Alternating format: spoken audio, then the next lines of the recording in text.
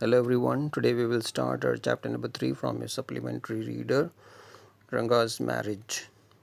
The story Ranga's Marriage is located in Hoshahili, a village in former Mysore state, now a part of Karnataka.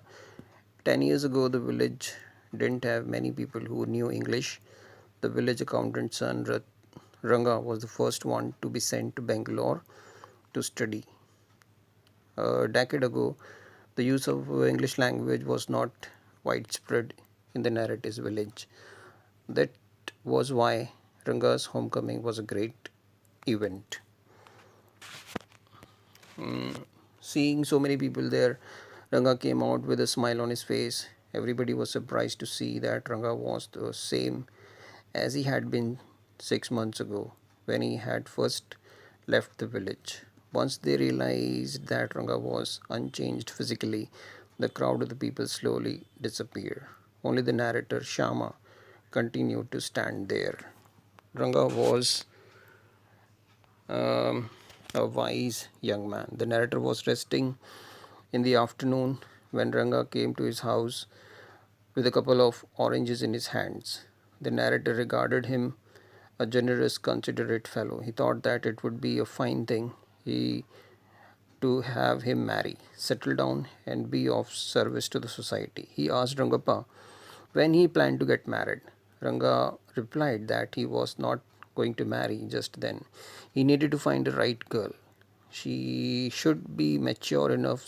Secondly, Ranga said he wanted to marry a girl he admired. He was not favor of the arranged marriages prevailed in society.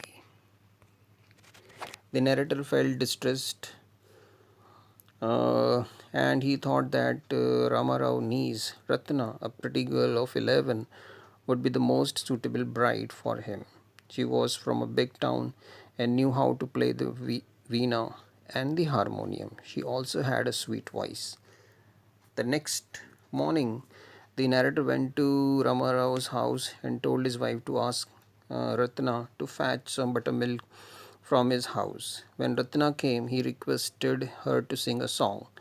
On this Friday, she was wearing a grand sari. The narrator had sent for Ranga's too. While he was singing a song, Ranga reached the door. He was curious to see the singer and peeped in. The light coming to the room was blocked. Singing a stranger there, Ranga stopped abruptly. Ranga asked the narrator who that girl was. He also expressed the hope that she should not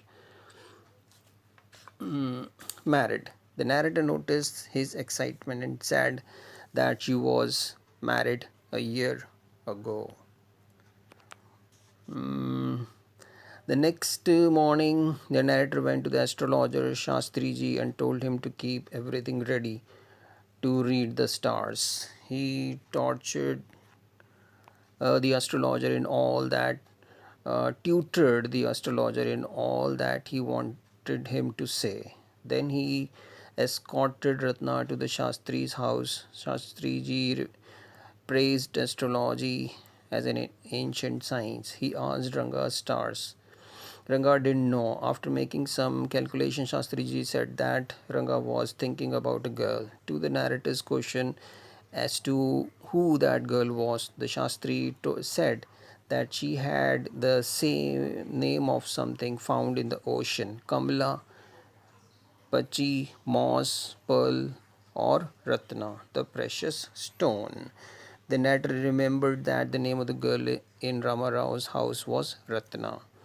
He asked if there was any chance of their negotiation bearing fruit. Shastri gave a positive response.